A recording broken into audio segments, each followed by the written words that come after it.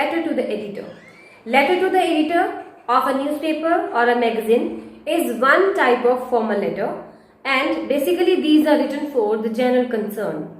These provide people's views and to voice their reactions, agreement, disagreement regarding the news that is given in the newspaper, or to raise their voice against a situation that is out of control. Right? So now we will see what are the main parts of the letter that should be written when we are writing an effective letter to the editor. See on the board. First of all, we will write the sender's address, and one by one I will tell you the main points or main part of the letter. Here I am writing sender's address. This is very important because sometimes what the students do, if any address is not given in the question paper, they used to write examination hall there. No, we have not to write examination hall, but instead of that we can use a fictitious address. Any you can write. Now here I am writing 172 Model Town, New Delhi. Suppose this is a fictitious address. So it is sender's address.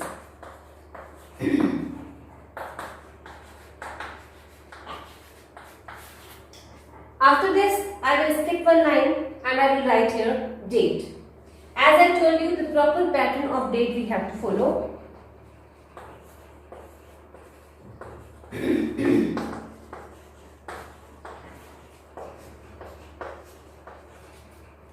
This is second part. Right? Third part. Here we will write receiver's address. As we are writing the letter to the editor, so here we will write address and designation of the receiver. The editor. The is very essential to write here, and editor's E will be capital. Then we will write the newspaper name.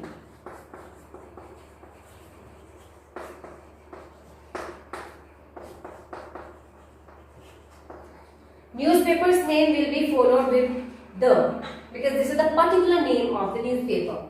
Then we will give city name. So in this way, I have written receiver's address.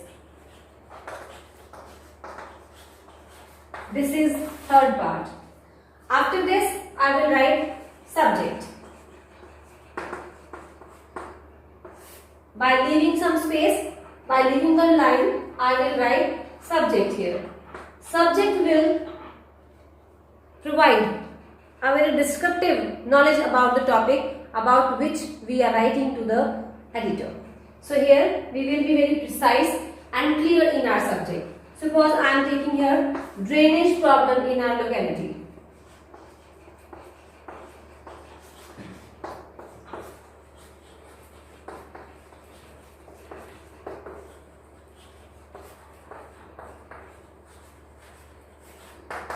You can underline this,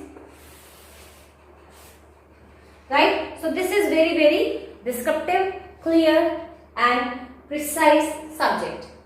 Then after, we will leave one line and we will write our salutation.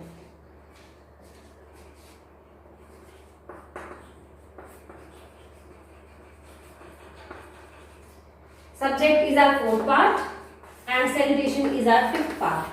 Salutation is a formal way of greeting to the person to whom we are writing. Like we are writing to the editor, there we can write sir or madam.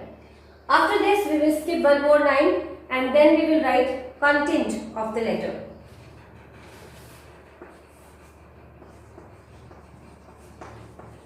In this content also we have to be very careful because we have to mention 3 paragraphs.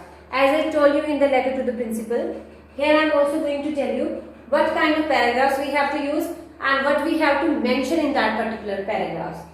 First paragraph will be introductory para, in which we will give what kind of problem we are going to highlight in our letter or what is the issue of our letter. So here that will be called introductory para.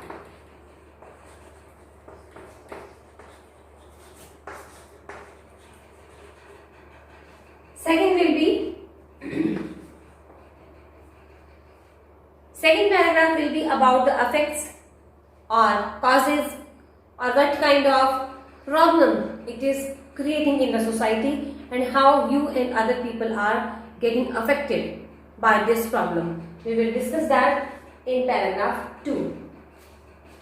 Effects, causes. Such points will be in the second paragraph. In third, we will give solution to that problem or suggestion if any we want to give. Solution or suggestions. That will come in the expectations of the action that we want from the concerned authorities or to the particular person to whom we are writing our letter. Got it? So in this way, in 3 paragraphs, we have to be very careful while making the content of the letter or writing the content of the letter. After this is our 5th point. Then comes 6th. This is content is 6th. At 7th part is complementary clause. Here I am writing complementary clause. Complementary clause, there you will write yours sincerely, yours truly. But you have to be very careful because yours, it doesn't mean that you have to put an apostrophe as there. No. We will write here yours. Sincerely. Sincerely's S will be small. Or you can write yours truly. T will be small, not capital. This is our complementary clause. And 8th part is signature and name of the person. Signature can be in the running hand or if residential address is given there, that comes in the description of the person. So in this way, basically 8 parts are there that will give you an effective content for the letter, that is letter to the editor.